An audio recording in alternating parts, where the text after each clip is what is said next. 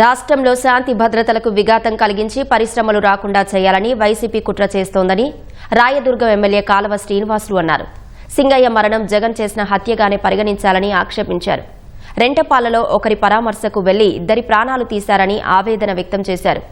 Car డ్రైవర్తో సహా జగన్ను చట్ట ప్రకారం శిక్షించాలని డిమాండ్ చేశారు.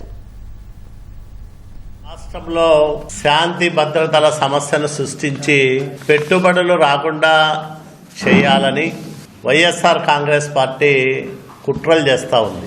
జగన్మోహన్ రెడ్డి శవాల చుట్టూ రాజకీయాన్ని నడిపే ప్రయత్నం చేస్తూ ఉన్నాడు. కానీ జగన్మోహన్ రెడ్డి వికృత మనస్తత్వం ఉన్న ఒక వ్యక్తి కాబట్టి కారు కింద తన పార్టీ కార్యకర్త పడి చావు బతుకుల్లో ఉంటే అతని సిబ్బంది ఆ సింగయ్యను ఈడ్చి ముళ్ళ పొదల్లోకి వేసి వెళ్ళిపోతారు.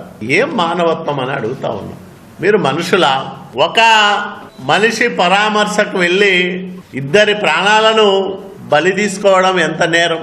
సింగయ్య మరణం వైసీపీ అధినేత జగన్మోహన్ రెడ్డి చేసిన హత్యగానే మనం పరిగణించాలి.